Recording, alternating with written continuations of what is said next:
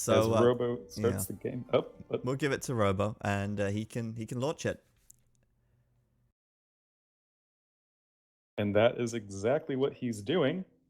And yeah, sorry for missing about half of that last game. It was super epic to speed through, and I'm sure it was epic to watch. But we are now last series of the day. Secret, definitely, but I would probably call it a fan favorite team. Got Viper, Doubt, and Tato. Starting over here on Rift Islands, got the Viper, the legend himself, in the yellow, as the Vikings in the pocket. On either flank will be Tato as the Red Spanish in the south, and then our Lord and Savior Grassed Out over in the north. Their opponents, definitely the underdogs here, but certainly interesting to see how they'll perform. We'll have Eddie as the Blue Italians on the top flank. Pocket will be Matthias in the Cyan as the Vikings. And the south flank will be Green Malians for Hera. Malians on this map, well, they can't really contest on water in the end. So this is kind of surprising to me. This is one of the, I don't want to say bugged maps, by the way, but the distance of Hera against Shadow kind of invites for a lot of land aggression early on, which actually should be pretty good for Hera here. So lucky for him. Otherwise, it could get really tricky. Like, long plans for Malians on this map is something I don't really see. I think this might be a wrong civilization pick.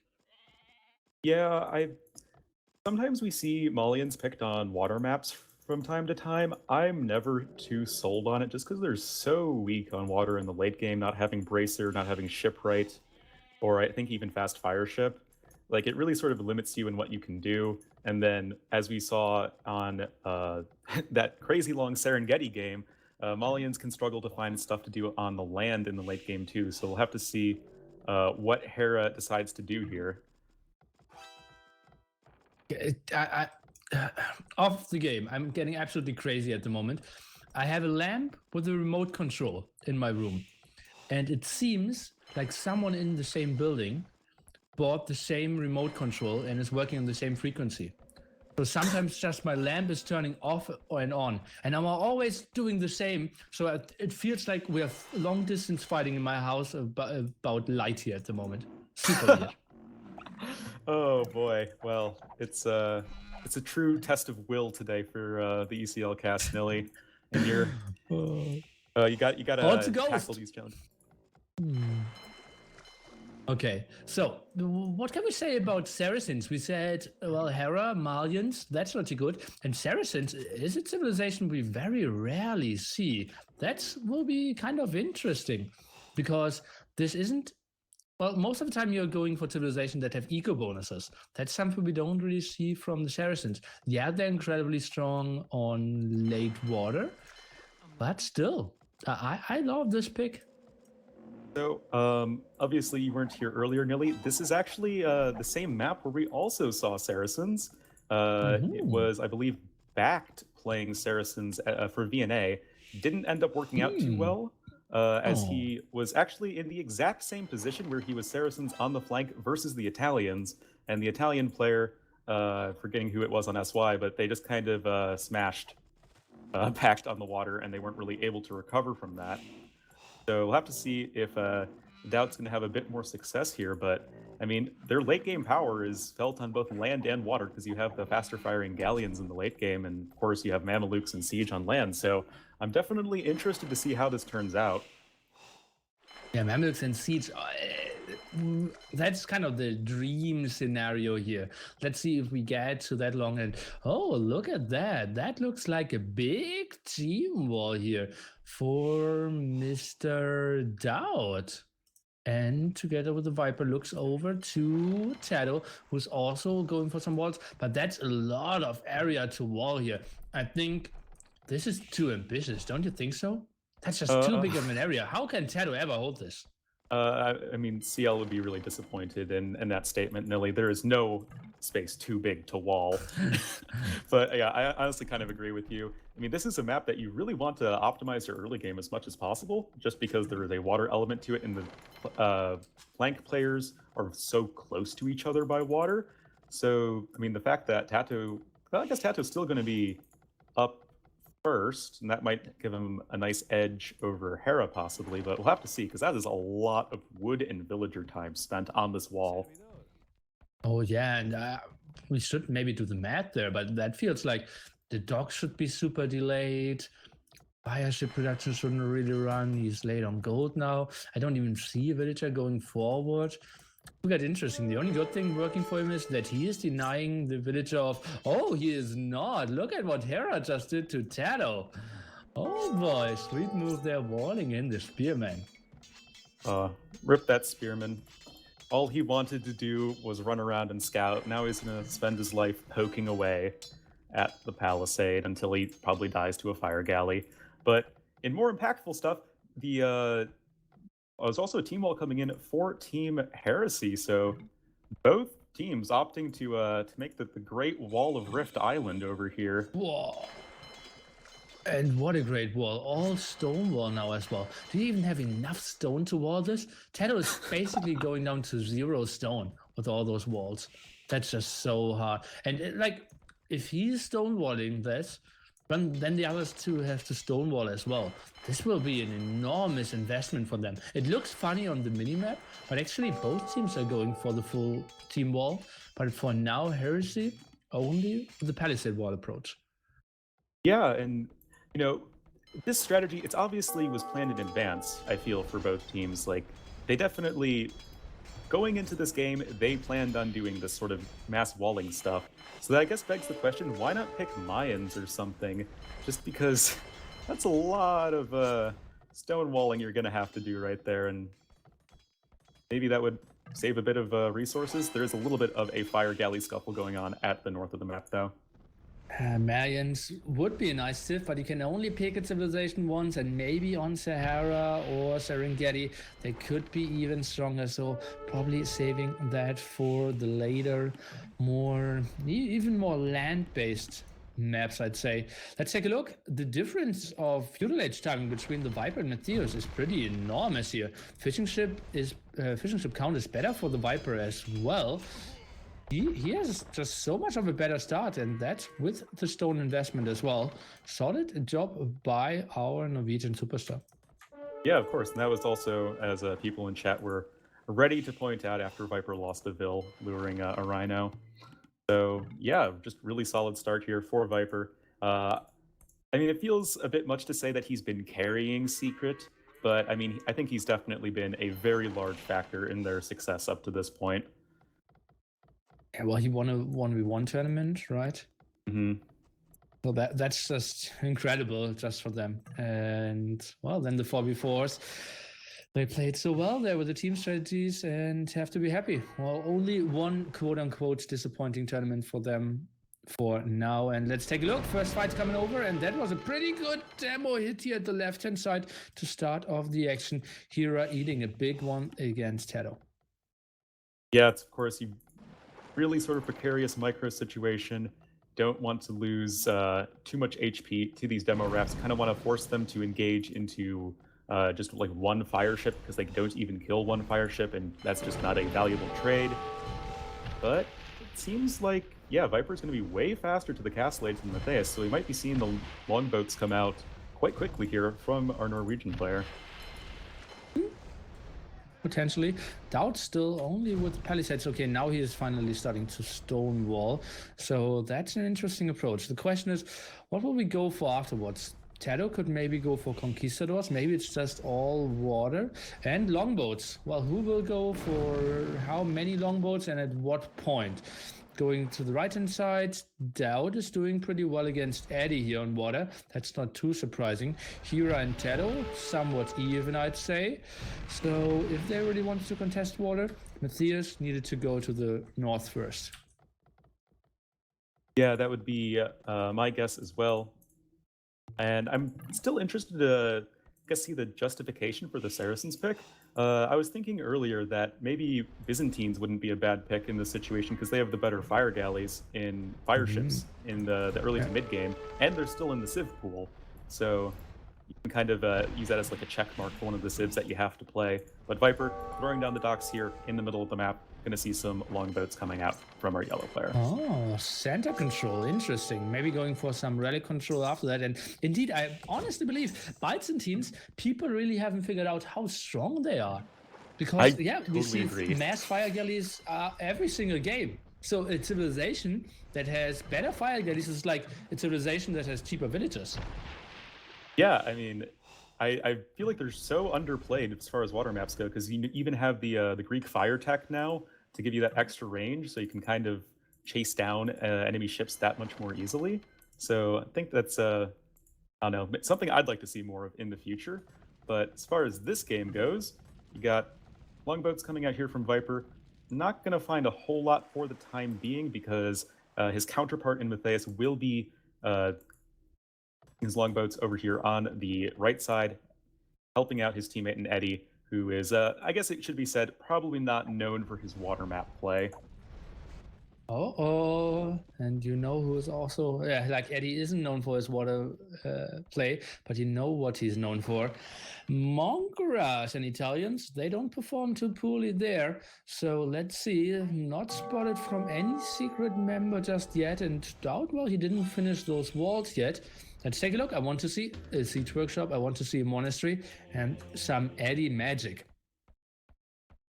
Yeah, I mean, this is Eddie, right? Never ever add TCs, just monks and siege all day. And well, the longboats from Matthias will help regain water control for Eddie, at least if not, giving him much ships to work with, at least he'll have those less units, on his back. Viper, though, realizing where his counterpart is, going to be marshaling his longboats, and I assume we'll be seeing a lot of arrows flying at each other very shortly.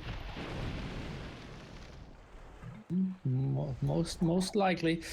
How's the boom looking at the moment? The Viper, he is sitting at 2 TCs. Matthias, he is going for 2 TCs as well, so looking pretty similar. Center control, better for the secrets. I think we only need to look at Eddie at the moment and what he can do. And he is in against Doubt. Let's see what his reaction is. Yeah, we'll see. Well, pretty good micro so far from our Cyan player Matthias. Going to be taking out most of Doubt's ships right there. Probably doesn't feel like he can take Viper's army comfortably right there and will be retreating for the time being, but he does have some reinforcements waiting in the wings. And if Viper isn't paying attention, he could be losing some free longboats right here. Careening actually coming in for Viper will help a little bit versus the arrow fire. Looks like a little bit of an even trade so far. But who is reacting to Eddie? Doubt is building a TC. Is someone going for any army against Eddie here? Why would you ever need an army? Also, okay, you can just die. And now you know why I'm not 2K.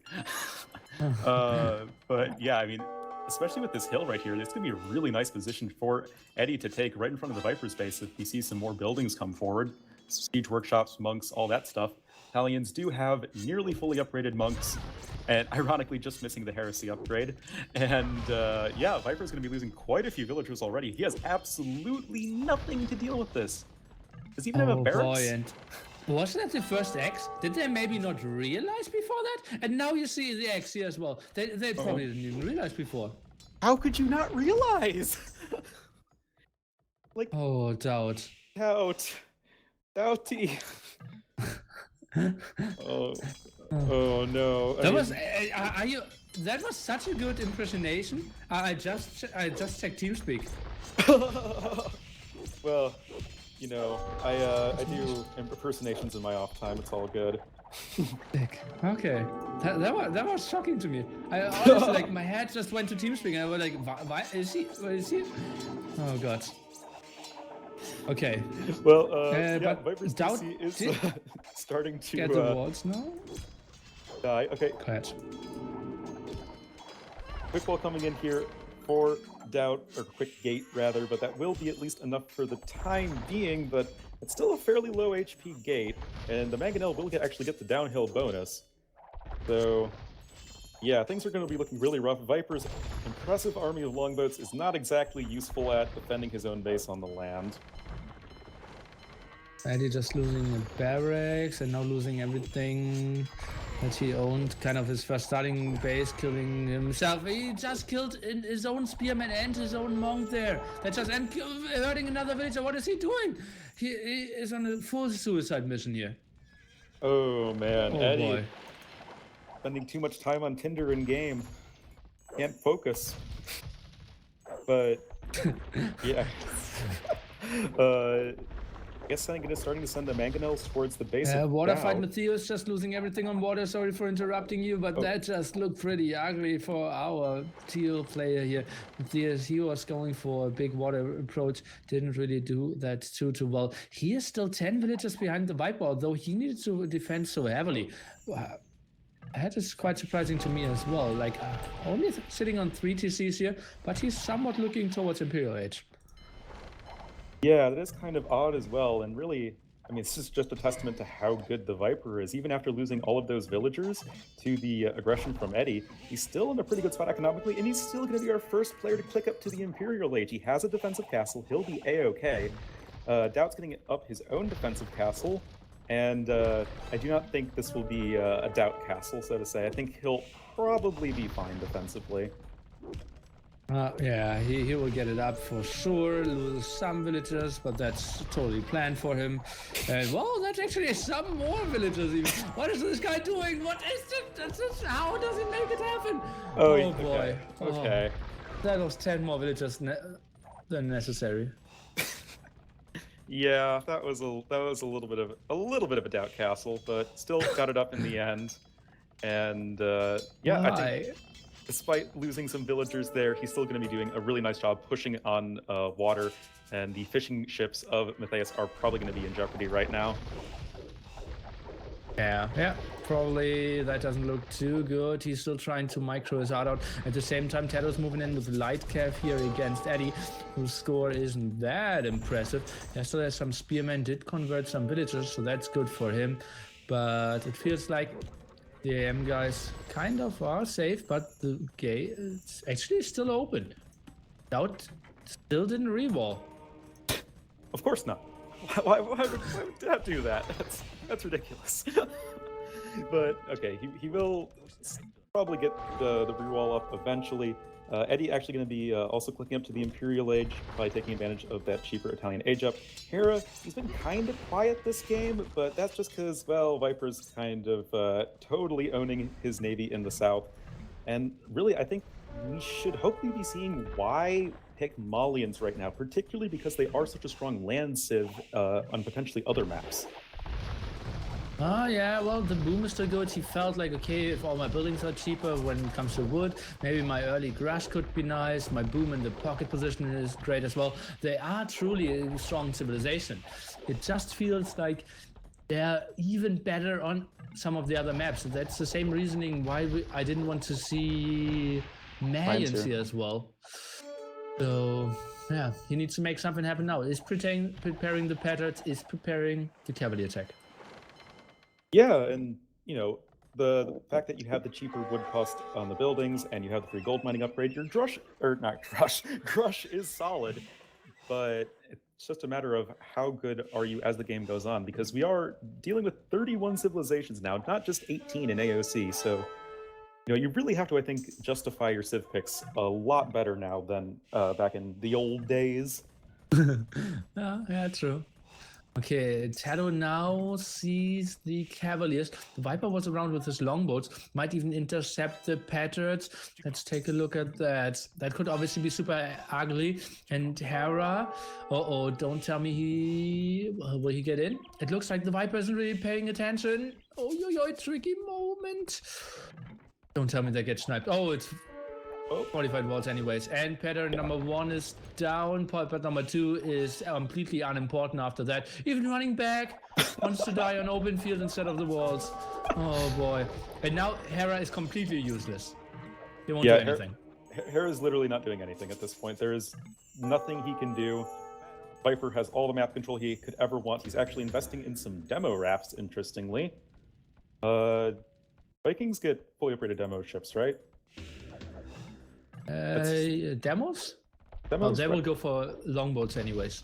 You don't Well, need Viper just has demos. some demo ships, which is, Oh. I thought, I guess, interesting why he'd just make a few of those. Maybe considering the land units as a possibility. Tato, meanwhile, he's probably going to be going down the cavalry line. He has some stables. Oh, there's a random spearman in the back of Ace and Tato. I'm still eyeing at the forward here of Eddie, who now converted himself some Mamelukes, is building a castle with only 2 villagers. I think that the Viper, though, should just get 1-2 traps out and should clear this up. Cloud is on the way to Imp as well. Eddie, well, he is actually Imperial Age as well, so maybe some traps could be rolling for him. He's only at pop 105 though, and maybe could have worked on opening the walls so that Hera could get in. What's so funny? Oh.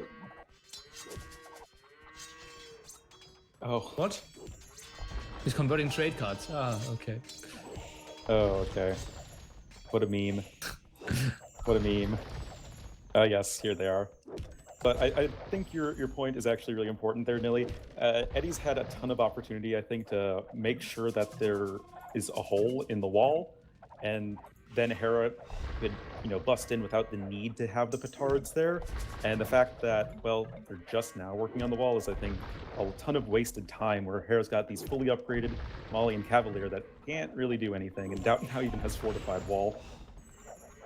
Yeah, as he should. So buying some more time, 1.6k HP. We have a big engagement here with Matthias against Viper, though. Let's take a look. Demo hits could be pretty big. Let's go into the point of view of Matthias. That could be so big. The demos are there, and boom! Oh my god! Hallelujah! And the timing there was so sick. Oh my Oh god! boy. Today is not disappointed, Nilly. In terms of epic moments, Viper just has so many longboats right now. 57 military right now for a yellow player. Matthias also with quite a respectable army, but if he's doing the same thing as the Viper but just has less of it, it's not really going to be too effective. Viper now even switching into Cannon Galleon, and then he can really start to bombard the production facilities of Team Heresy. How cool is Team Secret here? That they're how much they're, in my view, underreacting to this forward of Eddie. Tato, okay, he's sending some hussars now. The Viper's moving forward with his traps. Maybe they will finally make the go, but it's not looking too great for Doubt here on the land. But Hera, he's not sending too much. He's sending some, but it is getting intercepted. Yeah, and well, I mean, with the castle there for Doubt, as well as the fully garrisoned TC, Cavalier, even if Malians have really good Cavalier, they don't have the extra Pierce Armor or HP that Paladins have, so they're going to be taking a lot more arrow fire, a lot more damage from the arrow fire, but Doubt's still going to be losing this castle probably, but yeah, I don't think Viper's trebuchets are anywhere near well enough protected, so I think you're right that they are kind of underreacting to this on the land. Yeah, Viper is now slinging Doubt. I'm, by the way, at 41 minutes 10 seconds. Some crossbowmen still from Doubt out here. He doesn't really have a solid land-based approach how to not die here. It's completely shutting down their trade as well. Tato and Viper, they're completely idle with all their trade. Yeah, and that's obviously a pretty huge deal because Doubt only has 17 military. Like, he's not really contributing a whole lot right here. And yeah, I mean, without any access to good trade lines, how can you really sustain yourself in the long run? Like, yeah, Viper has a super scary army now. Tato, somewhat less so, but still with a pretty good army. But how can you sustain it if you don't have all of the trade you need? Oh, and speaking of bad trade or non-existent trade, something we didn't mention at all. Look at the map of Heresy when they're trading and how bad this one huge wood line is completely blocking everything off here. Nilly, the solution is quite clear in my eyes, and that's trade cogs. Easy. Trade cost not too great. Maybe No. even 1 to onager shots needed there. Yeah. I'm not sure. At the top we have longboats against longboats. I have no idea. It looks like more arrows are flying from the left-hand side to the right-hand side. I think the Viper's Yeah, winning this one. Viper is but- going to win this quite heavily. I just quickly had to go to each player's perspective just to double check the longboat numbers. But yeah, Viper has a significant numbers advantage and will be winning this one quite easily. And he's also in the center with his elite cannon galleons reinforcing those longboats, and that's just all the center control here. And I have to say, I absolutely love this map. It just is one of the few maps that is the perfect combination between land is super important and water is super important. And yeah, I've seen 2 games now and love both of them. Yeah, I mean, I've seen 6 games total on this map, and every single one has been really interesting. So it's a shame that experts always ban this map because it's so weird, but yeah, definitely forget the name of whoever created this map, but they did a really great job. It really provides a lot of entertaining games. Yeah, we'll see more of it in the future, I'm very sure. The Viper is still active here with his longboats, and without water control, there's no chance for Heresy to trade because the woodline is just so awkward. Hera with massive amount of cavalry around. He's sitting at pop 200, got 150 kills in this game, is banking up quite some resources. Is he trying to get back onto water? No, Matthews is redocking the left-hand side. Interesting move. Yeah, definitely. And I guess I'm kind of missing Tato this game. I feel like, yeah, he's sending in some paladins right now. He had some hussars earlier. I feel like he's been kind of quiet for a while. He's been at pop, near 200 for quite some time, but yeah, let's see if the paladins here will be enough to clean up the remnants of this forward of Eddie. I think it probably will be.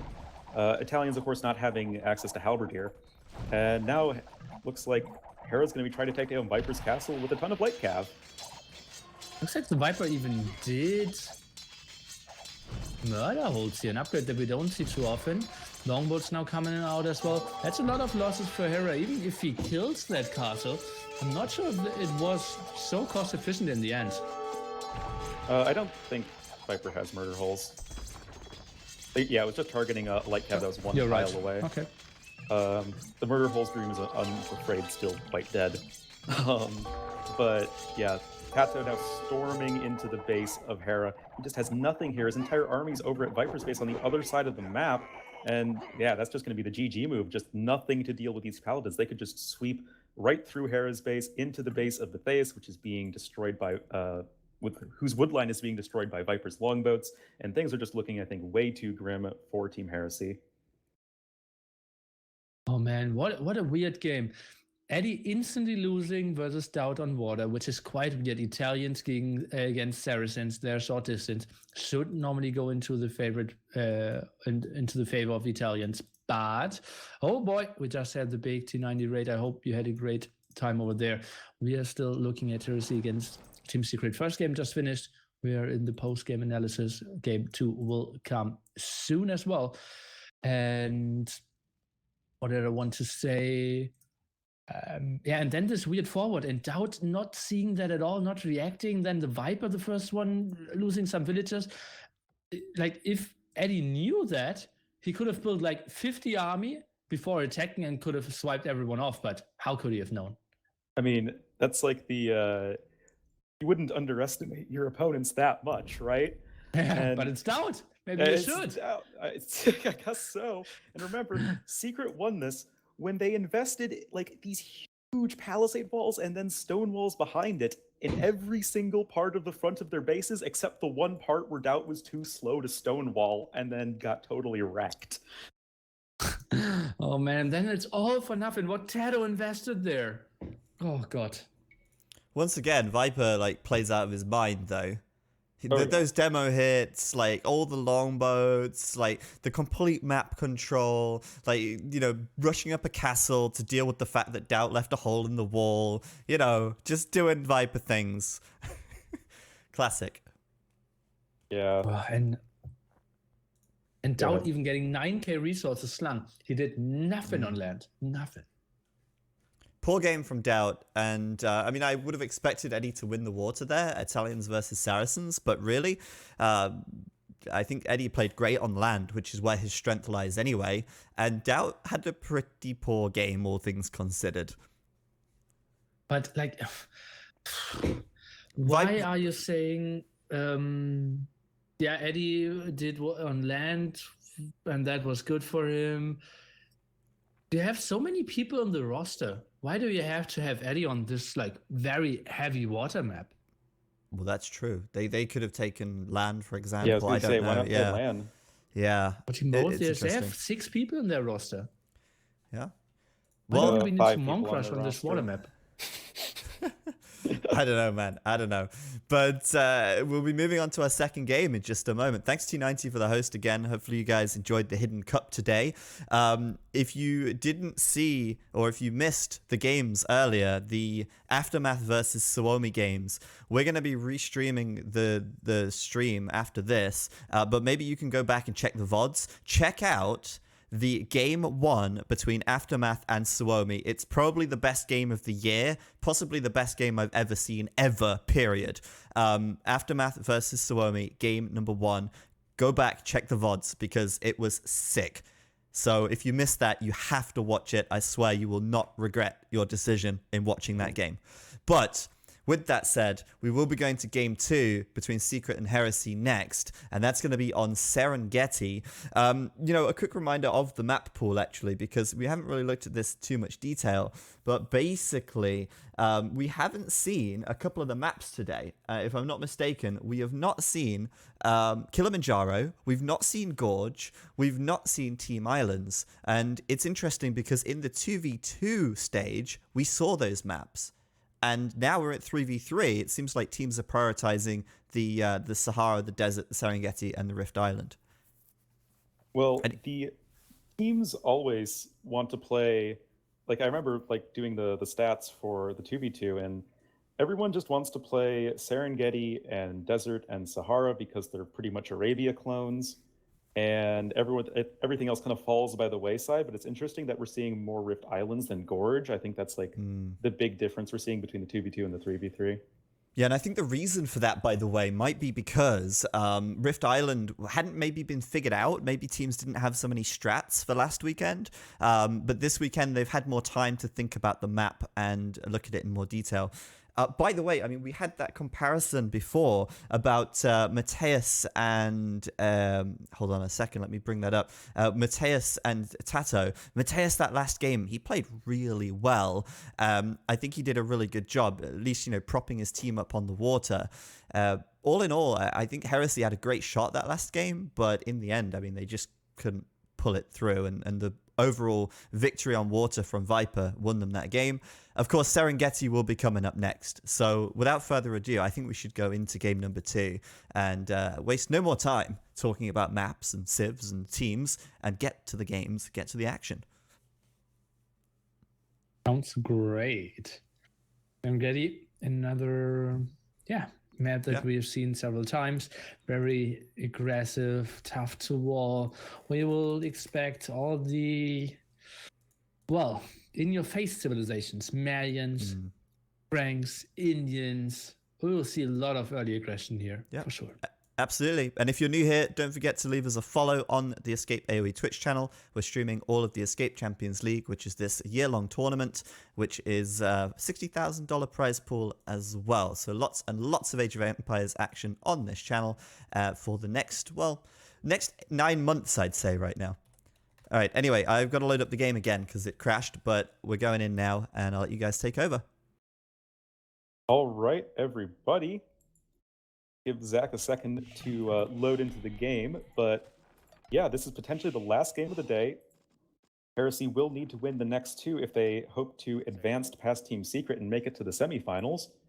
And yeah, it should be a, you know, really solid game. Last game was really interesting. We've had a ton of great games today. I've been casting for almost 7 hours now. So yeah, it's just been an amazing day of Age of Empires. And hopefully Zach's in the game right now, so I will go ahead and introduce the players and the teams. So we do have a bit of a substitution going on for both teams. Spawning in the south flank for Team Heresy, we'll have Timotheus in the blue as the Mongols. His pocket will be his brother Matthias, and he'll be the Cyan Franks. And the north flank will be Hera as the green Ethiopians. If they win this, they'll of course move on. It will be Team Secret with the Viper as the Yellow Malians in the north flank. Kato in the red as the Mongols in the pocket. And finally, Jordan 23 making his first appearance today as the Purple Berbers in the south. Nilly, what's up, man? Doubt benched. Feels doubt, man. Yeah, well, he has to be shown his limits. And well, that last game, probably the Viper said, "Oh, Doubt, go smoke some shisha, and we will play the big boys." Not time for Slam yet. It's not the finals, but it's time for Jordan. And you gotta let Doubt practice for the NAC2 qualifiers. Maybe that. I think those games might have been before the announcement. I'm not 100% sure of that. But yeah, he obviously knew before that. Okay, yeah. So let's take a look. We see people looming quite early here, at least Timotheus is, because obviously those elephants are a bit more aggressive than the boars, but also should be pretty lowerable. Let's take a look into positions. So at the top, we have Ethiopians against Vipers Malians. Should be pretty heavy archer skirm composition from both players, I'd assume. Kind of important that Hera is mixing in skirmishes here as well. I think archers only shouldn't really work. And then the big question, Mongols against Franks pocket position. Which one is the better one? Probably Franks. Shadow might need to go into a lot of camels here. Franks, I want to see a lot of aggression from them. A lot of scouts early on abuse the factor that you have more HP, and then that beautiful Frankish Castle Age Knight eco. Yeah, certainly. And then got the south matchup of Mongols versus Berbers. This one is pretty sad for the Mongols if we do go to the late game, which during the last time we saw this map is not at all out of the question. And yeah, I think in the early game might slightly favor Mongols with a faster uptime, but if we're just seeing standard archer play because of the fact that Timotheus is on the flank, probably going to be fairly even. And I'm definitely interested, I think, to see Heresy put on some aggression. I think that is their best shot in this game. Absolutely. Trying to catch the Viper off guard. That's honestly like one of the few weaknesses of the Viper.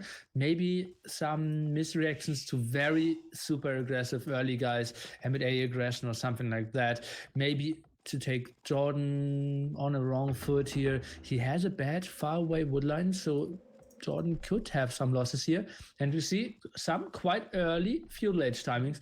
We see pop 19 here from our... Now, is it pop 18 and Tato didn't loom? Pop 18 and Tato didn't loom out of the pocket position here. Those are quite nice uptimings. We see 5 players before the 10-minute mark, 2 players before 8:30. Yeah, wow, this is some quick feudal age times. And I actually think this is a good place to point out that when Secret lost in the first round in the 2v2 to SY, what was the thing that took down Viper and Slam? It was a ton of very well executed early aggression that really just, didn't let Team Secret get to that scary late game point where especially the Viper can just totally take over an entire game. So yeah, let's see the aggression this game. Yeah, I'm up for it as well. Let's take a look. We now see here sending 3 villagers on gold, so that will indeed be archers. We see the scouts from Timotheus and Matthias, so that should be a nice composition. Jordan, he is not on gold, so that will be double scouts and double scouts against archer at the top. A lot of units will run around. Walling your villagers here is just super important. Yeah, I couldn't agree more. Viper going with the Drush is going to be arriving at the base of Hera. Does have a quick wall over on his gold miners. Woodline looks like going to be attempting that as well. What do you think of the Drush idea from Viper? He will be our last player up to the feudal age by a mile. Well, it will be Drush into Flash, right? He's buying himself some aggression, always gets map control, prevents some walling.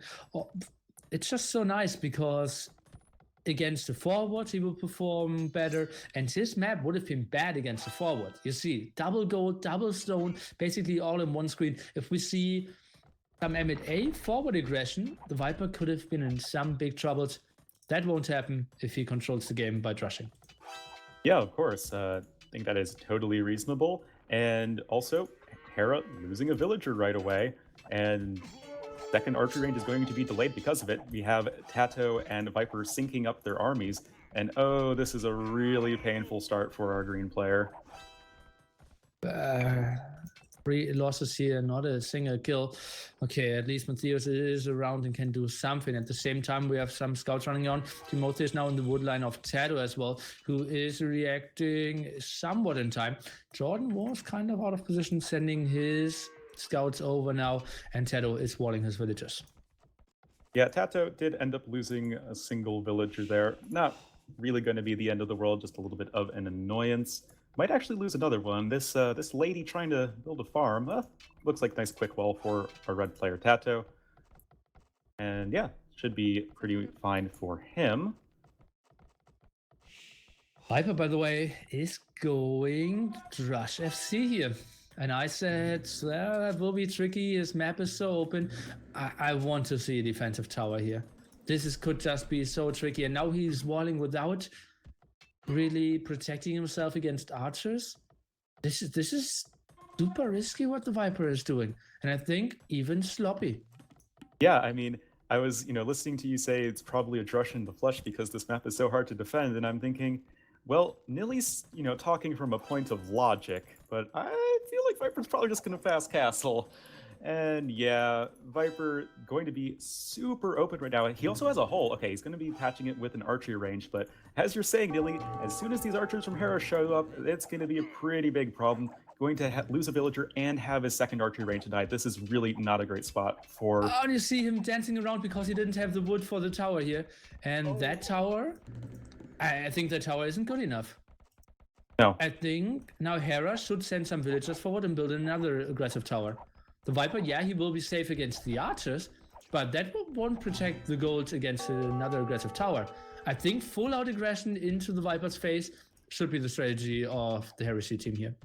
I'd really like to see a tower from Hera, like right on the hill, like just to the south of the Viper's gold, starts covering Viper's stone mines and gives him the hill advantage. And I think that'd be really good if he were to do that. Tato trying to come in to support his teammate with a few scouts, but they're totally unupgraded. And yeah, it's also going up against Theus's Frank scouts with the extra HP. This is actually not looking so great for Secret.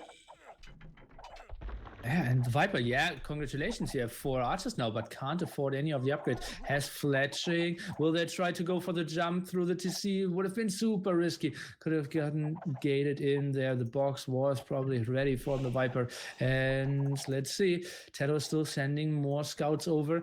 Could this be the spot where they go for Tato and do some guaranteed damage over there? But then they're giving the Viper the time to get onto gold, so I don't like that too much. I think pressuring the Viper would have been the better choice. I definitely agree with that. Viper still doesn't have an army. He's just now getting double bit axe, just now getting the crossbow upgrade. And I think Viper could have kind of fallen apart there. Kind of, again, thinking back to the 2v2 with Viper as the Yellow Ethiopians once again on Gorge versus Yo, just kind of killed him with archers. I feel like if they put the pressure onto Viper once again, it could have worked as well, but still, looks like Tato not exactly too much better defended, already losing a couple villagers to Timotheus' scouts. And that's now triple army here from our Heresy boys. So nice team play over here. And we will see Tato building another tower, and he's just so good at defending this. We have seen him play so well, especially on Battle of Africa, where he was a slinger, always nice tower defense, and made it happen with very little army. Let's take a look at the other side. The Viper now going for the aggression. He is coming in with Botkin arrow. Can Matthias clear this up? I think he should. Well, it's always going to be a matter of, if ever these archers can attack the crossbows of Viper, of course, their way greater numbers will be able to kill them, but Viper one of the best, if not the best, Viper players in the world. Probably not going to let that happen, but you can't do that against scouts. But nonetheless, Hera will still be losing another villager there. And yeah, think maybe Viper going to lose a crossbow?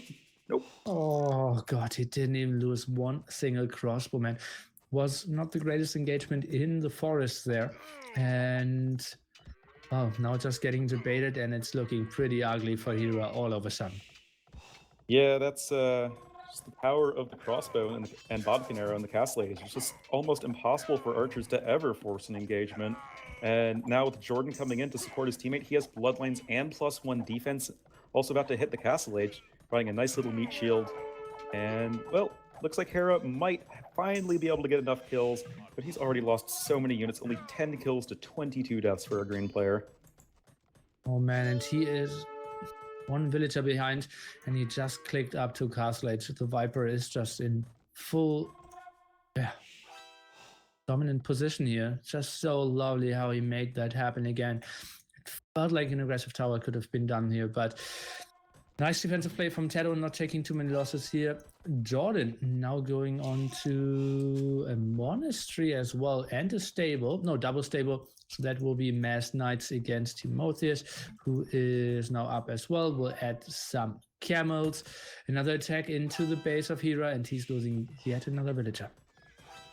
Oh boy, like things just seem to be slowly snowballing out of control for Hera. He's just at such a low villager count, and he's going to not be able to catch back up because he still has to get half of castle age. And yeah, I think part of the problem is his forward lumber camp, but probably just going to try and hold on. He has been bailed out in the short run, but the question is, can they really bring the damage to Viper at this point? Wouldn't really know why. Let's take a look. They're even moving out before the upgrades, but they have a lot of army here. Matthäus has bloodlines from the Franks and +2 defense, losing 3 crossbowmen while moving out here. I'm at 23 minutes, 30 seconds, and the Viper, well, he needs to make some magic happen if he doesn't want to lose all his crossbowmen here. But we see Matthäus coming in and he's chasing it down. Players with a ton of knights right now, and Jordan trying to send in his... Why is he splitting this off and giving the Viper the perfect position? Yeah, how does he do it over and over again? Matthäus, that could have been a so much better fight. Was trying to protect the crossman there of Hera. Maybe they could have waited another 30 seconds. Nice team play there that Jordan debated a bit. The Viper, quite low military numbers at the moment though. That's true, but Viper also has gotten up to 3 TCs. You know, Viper being super greedy. And although he did take a very good engagement that fight, you know, as best as he could, it's still a fight he lost. So he needs to hold on right now. He is fully walled, I believe, but gonna, I think, need to probably get the support of one of his teammates to help out. Also, fight happening in the south, way more camels for Jordan over our blue player Timotheus. Berbers with the nice cheap camels. And yeah, this is not looking good right now for Heresy. Jordan with a nice KD, 15-5, might even get some more kills here against those camels. Make that 18-5. Solid stuff. Now adding some more TCs. Yeah, a bit exposed there with the gold at the front. Would love to see another TC over there. But I think we first need to see what's going in front of the base here of the Viper. Looks like Hera is trying to siege up there. Yeah, this hill right to the south of Viper's base is going to be super crucial for either team to control, as it just represents a easy way to start attacking all of these valuable resources of Viper. And right now, Viper forced downhill, and I'd love to see some sort of, you know, forward something from Hera just to help better secure control, because he really needs to start applying pressure to Viper, otherwise he's just going to keep falling further and further behind. But in comes Jordan with a ton of camels. Yeah, and the camels won't do too well against the crossmen, but you see perfect play, all the camels focusing down the knights. Viper is only going for the crossmen. Perfect team play here by our team secret. 3v2ing. Timotheus completely out of position. Obviously, with Mongols couldn't keep up the numbers, their camels against camels, and then the perfect team play. It's looking good for Team Secret. Oh yeah, it's just every single fight is just looking better and better and better for our team on the left. And, you know, we really should expect the better team play from Secret. I mean, these guys, under, of course, the Tyrant tag, they've been playing together for so much longer than have our Heresy team, with the exception of, you know, Matthias and Timotheus, but that's only 2/3 of the team. So definitely much more likely that Secret's going to have the better team play. Okay, let's take a look. Now moving in with all the knights. Jordan just dominating this game so well. He keeps up the production. Overall numbers, well, 20 more for Team Secret, but that's just so much army here in the front. Military numbers, nice advantage here for our... Well, we can still call them tyrants, right? Even though they aren't in Team Tyrant, but they are tyrants. They are tyrants of the scene. So wow, I've been a bunch of monks coming in here for Timotheus, but those guys are looking quite exposed. 3 instantly getting sniped by Viper, who does have the ballistics upgrade.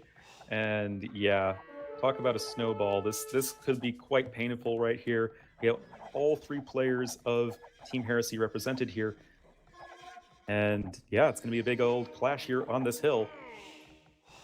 Oh, another monk down. The Viper is just so good at sniping this. Hill control still for Heresy though. And now it seems like they want to take this engagement. Somewhat questionable for me. And we see Heresy is pushing back the Secret players here. What is the plan at the moment? The Viper finding an okay spot here. Tries to go for the out micro. Hera is chasing this down, but now they're losing this hill or giving up the hill. Jordan going for the killer trade card. Oh man, he just wanted to make friends, man. Poor trade cart, dying a very painful, sad death. And something that might not be the most important factor, but still I think is worth mentioning here, is that up until like the middle of that fight, Team Heresy had better upgrades than Secret for both of the cavalry making players. And then it was even as far as Viper versus Hera, so that might have been one of the reasons that Secret didn't feel like they could have taken that fight. But yeah, both teams deciding to disengage, but I would say that's, in the end, probably a slight win for Heresy, which they need. Oh, they need so many of those. And even if we think about like Imperial Age compositions, Berbers should just be so good. Malians, obviously, as well. Let's see what the Franks can do. But first of all, we have the engagement here. Nice surround against the Viper. Jordan was a bit out of position with all his camels. Yeah, definitely. Viper getting totally surrounded. That's not what you want from your crossbow player. And this could potentially be exactly what Team Heresy was looking for. Secret's on the run. Oh boy, what a perfect engagement here by Heresy. They have been so patient, camped that hill, really built that army, and then went in for the kill when they saw, okay, Jordan is a bit out of the position. We killed one trade cut. From now on, it can only go up for us. The Viper on the way to Imperial Age, but just lost all his army. Military count 0. So fun fact, military is pretty good if you want to win an Age of Empires game. However, the castle here is just so well positioned for Viper. I think it's going to be really hard to push into his base unless they choose to go around to the north side, and where Viper is looking quite exposed in terms of his wood line. So I think that might not be a bad idea, and that does appear to be the game plan. But right now, all 3 players of Team Heresy, armies are together, and I wonder if possibly that could leave an opportunity for a counterattack, but it looks like Jordan is going to... No, actually, no, Jordan will be going for a counterattack, so let's see how this pans out. Makes sense. The Viper will get a second castle up here.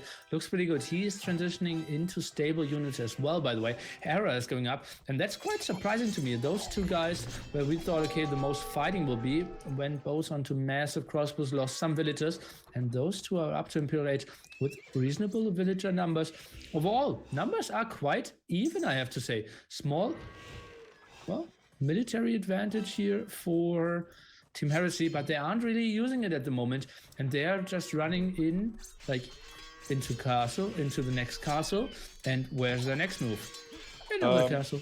Trying to stay alive if you're Matthias, because he is having a huge raid occur in his base, losing quite a few villagers right there. Jordan realizing that, okay, if all 3 armies of Heresy are by Viper, that means that their own bases are probably pretty lightly defended. And yeah, this is not exactly where you want to be if you're Matthias. And as you were saying, really not able to capitalize on that military advantage, just kind of forced to walk back. Oh man, yeah, and that's not too great. Camels now coming home trying to defend, but you don't really want to have the Mongols player going for massive amount of camels anymore. You want to have the transition into Elite Mangolites. We have seen that earlier. MBL played pretty well with them. We had Roomstock and they got some kills. Such a cost-efficient unit, especially if you don't have SO out and no Imperial Camels this time either. So it feels like Tato with the earlier Mangolite production and transition could be in a nice spot here. Yeah, certainly. 2 castles already for our red player. And that is probably enough to really start Mangudai production, though hello. Surprisingly effective little raid here from Matthias, killing 10 or so villagers from Viper, maybe even a little bit more. Yes, Viper still has over 110 villagers, but that's a little bit sloppy from Viper. So 0 military from him, just crazy here. And well, it's just time for regrouping. And now finally he's starting with the Cavaliers, is getting all the upgrades done there. And you see military units, 1 big fight, and then it stayed roughly at that level. And yeah, they need to keep up the production. Hera is getting all the upgrades on his Arbalest, and they need to go for the big attack pretty soon. They are just lacking siege. Yeah, definitely. A game could still go either way, but Matthias is going to be the last player up to the Imperial Age by quite a decent margin. And I think it's going to be a matter of, can they hold on until really Matthias catches up in terms of army and upgrades and all that stuff, because he has fallen quite a ways behind due to that raid from Jordan. But I don't think that Secret's going to give them the time. We've got a big old fight going to be occurring, and as you were mentioning earlier, Nilly, Mongol camels really kind of pale in comparison to Berber camels. So much more expensive, 1 less upgrade, it's just ugly for them. What can you really do? Well, you want to have the Elite Mangolites. Yeah, he's getting another castle up now, but the transition will be so much slower. This will get just tricky. And Jordan, he is playing way better than I expected in this one. Mass camels, nice boom, never really took damage, was there when he was needed, and he is pressuring Timotheus heavily. Yeah, definitely. Jordan's been playing extremely well this game. And I mean, this is just from what I've been observing, but as far as Jordan's level of play recently, it seems like so long as he's not like the target of a ton of coordinated aggression, if he's kind of left to his own devices, he can totally, go where he's needed, have a nice boom, and get to the Imperial Age with a nice army comp. And yeah, he's got 53 camels right now. That is not something that's easy to deal with. And Timotheus is not dealing with that at all. He is just sending all his camels to the top, trying to protect the Arbalest against Viper's potential attack. But Viper, he is now going into champ cards even, and those are great against Arbalest, great against camels as well. So nice tech switch there. And still, no real reaction against the big Jordan raid here. Yeah, I mean, really, I think that's just been the story of this game, is just everything's been focused towards the north of the map, and it's just totally left the bases of Timotheus and Matthias both very exposed. And like, how do you deal with all of these nearly fully upgraded Berber camels? Yeah, you can start sending in some pikemen, but those are always going to be fairly slow, and there's no way to really stop the camels from doing at least a pretty good amount of damage. Everything comes down, I think, to this push onto Viper right now from Team Heresy in the north. Let's see. Elite Mangolites of Tato. Viper is now continuing his tag into champion. Second defense upgrade is coming in. Longsword man.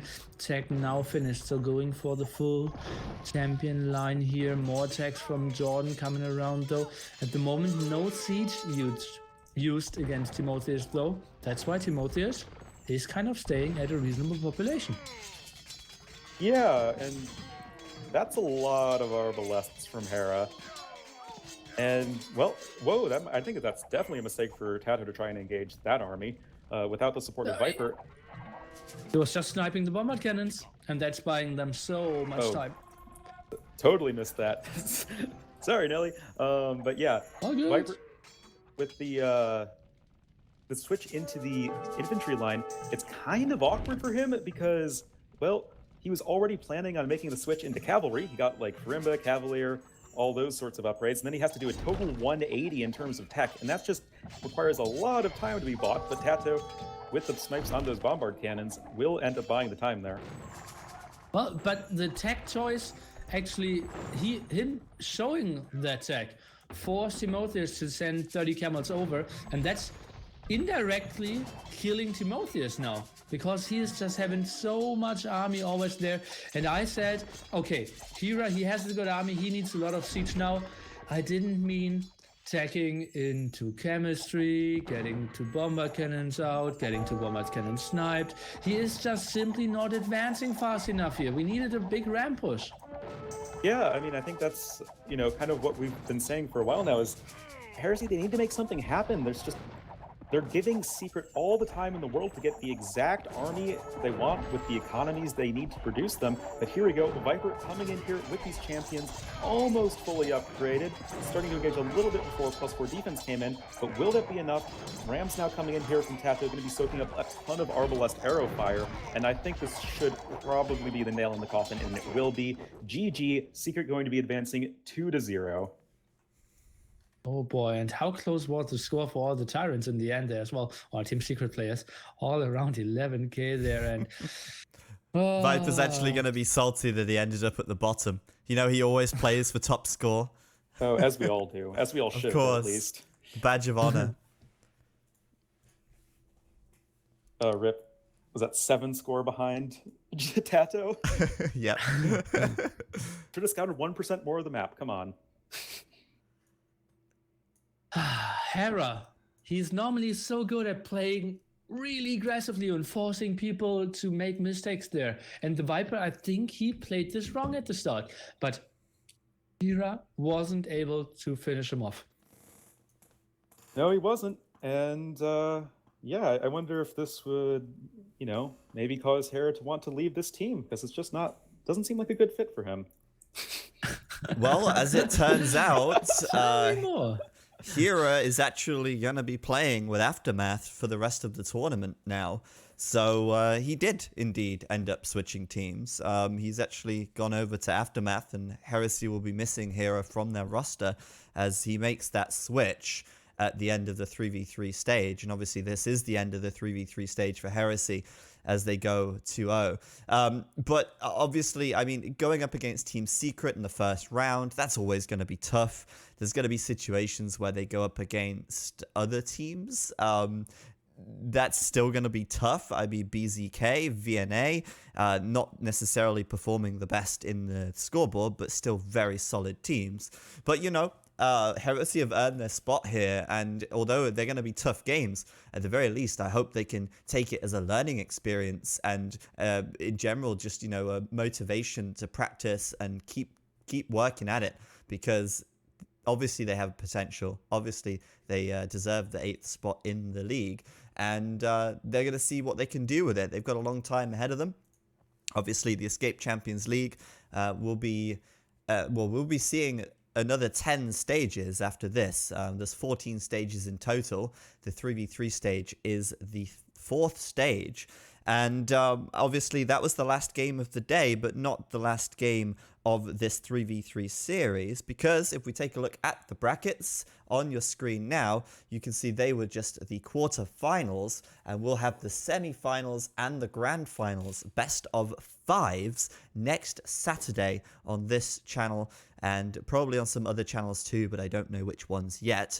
And that's going to be streamed by T90, and he's going to be joined by Killer B, and he's also going to be joined by Turkman as well, Barbecue Turkman. So those guys will be doing the casting next weekend, the Saturday the 6th of October, for Aftermath versus Secret, Frantic versus SY, and then the grand finals next Saturday as well, all starting at 14 GMT right here. So make sure you follow this channel, and while you're at it, make sure you follow Nilly and Ornlu as well. Both of their channels are linked in the chat, but that's Nilly_AoE and Ornlu_AoE as well. So make sure you go follow those guys. As I say, the links are in the chat as well. But hopefully you guys enjoyed the stream today. We had some amazing games. And like I said, if you missed the Suomi versus Aftermath Game 1, go back, watch the VOD. You can watch it on our VODs page right here. It's going to be uploaded to our YouTube channel later in the week. but you have to see that game.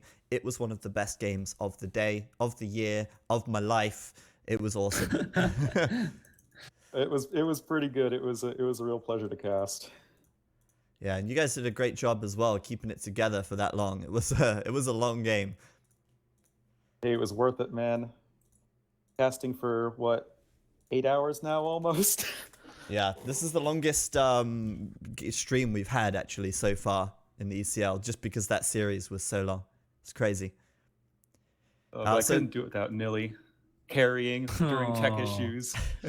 Oh, yeah, that was unfortunate for us. Yeah, well, you know, it happens. It does unfortunately happen. Now, let me just real quick here. I'm going to see if I can... This is strange. It looks like